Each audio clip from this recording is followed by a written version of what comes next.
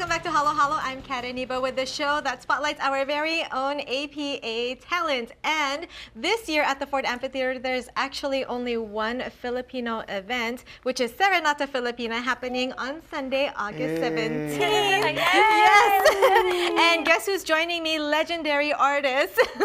I'm so honored, Miss Annie Nepomuceno, Louise Marie Cornillez, and Mon David. Welcome. Hi, Kat. Thank you for having us. Yes. Thank you for being here to tell us more about the event, because it not only celebrates but unites us all with our Filipino heritage, which is a great thing. Annie, I'll start with you. You actually decided to put this together. Yeah, actually, making presentations at the Ford Amphitheater has an application process. It's like you're applying for a grant. So like if you remember, we were here last year because I applied for the Philippine Madrigal Singers anniversary last year. So I have to come up with something different, but it should still represent the cultural microcosm or landscape of LA.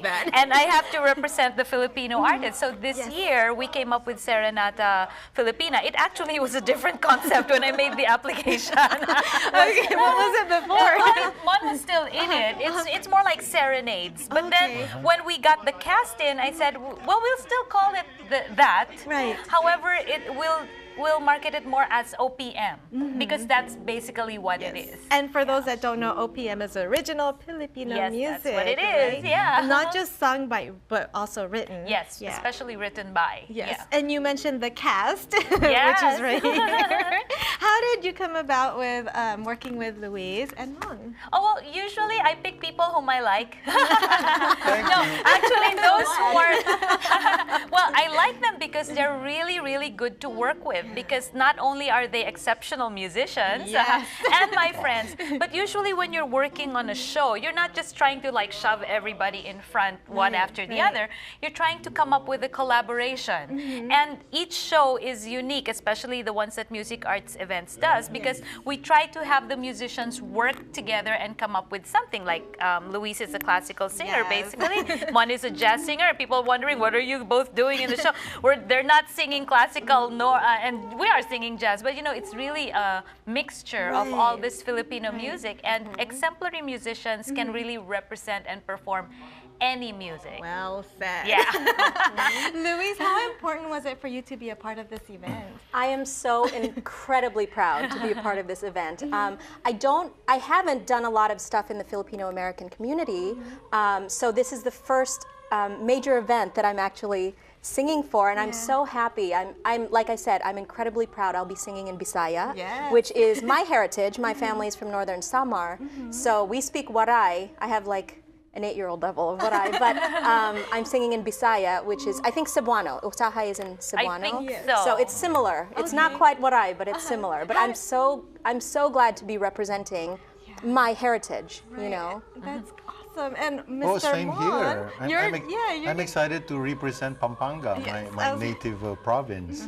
I get to sing probably the most popular Kapampangan folk song, Ating Ko Pong Sing Sing, with the fabulous Harana Men's Chorus and Miss Annie Nepomuceno. Yeah, you'll have to come see what we're gonna do to the song. Oh, what a tease! And not only that, but you were telling me that your kids are gonna join you too. Oh yeah, right? they're here, they're in town, and they'll be joining me in my segment. I'm excited about that.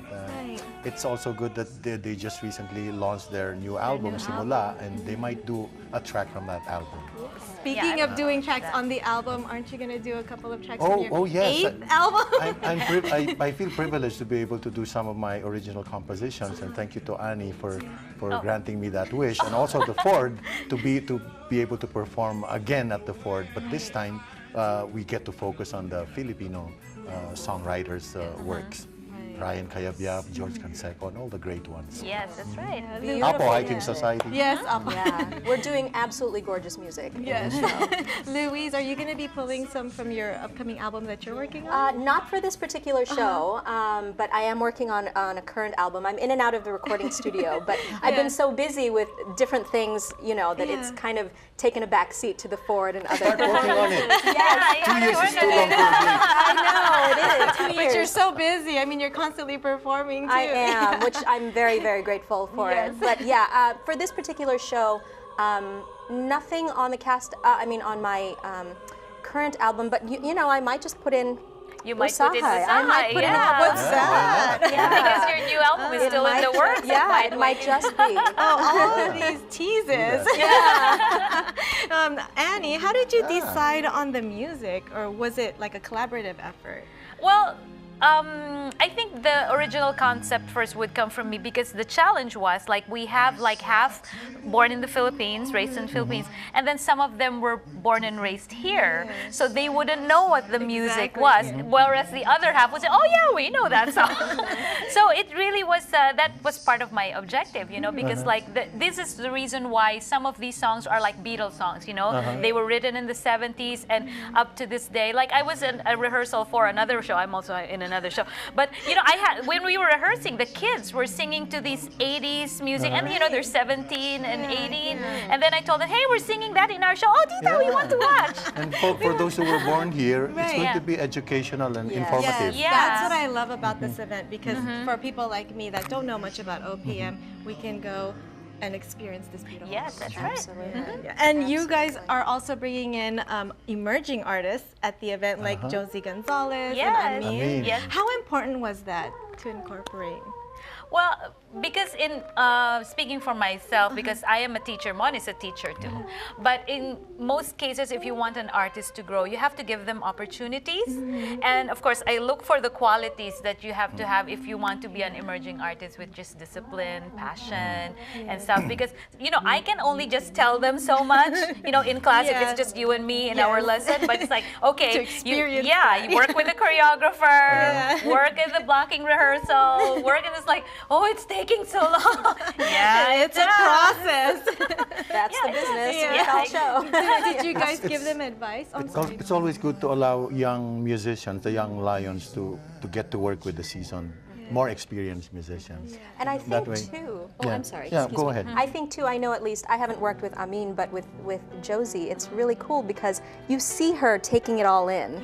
Do you know what I mean? You see her kind of looking and seeing what, like I said, more seasoned people are doing, and it's great. It's really great to see. Yeah, and that's how they learn, because they have to experience it for themselves. Yes, and for us to experience the beautiful music that's happening on Sunday, August 17th at the Ford Theater, where can we go for more information? Oh yes, you go to fordtheaters.org and you can buy the tickets online. You can go to the box office or you can call. So, you know, you can go there. Actually, it's interesting that the Ford Amphitheater is a picnic theater, which means you can come at 5 o'clock and chill, chat with your friends. Bring your own food, which we love to do, right? You can bring your own food. You can purchase, probably Filipinos are not going to bring their own food. You can also bring your own wine. You can even eat at your seat. It's like a mini Hollywood bowl. Bring the whole family. Yeah, so It's a family event. It's absolutely a family-friendly show, and I think you know, bringing the young kids too would be great. As you said, it's educational for them. This is your heritage. You know what I mean? It's going to be something to be educational. proud of. We try to make it as entertaining as possible while providing, you know, enough snippets of this different sort of music so that they can absorb it. If they hadn't heard it before, you know, like if you've heard it before, you're going to go, yay! If you hadn't heard it before, you're going to go like, oh, this is fun. I know they will. Hopefully, yes, that's what we're trying to do. They will love it. They will definitely love it. Thank you guys so much. It was such a pleasure Thank to you have for you having here. us. Thank you, Thank you for having us. For more information on Serenata Filipina, which is happening on Sunday, August 17th, you can check out the website on your screen. Time for a quick break, but don't go away because Louise performs when we return.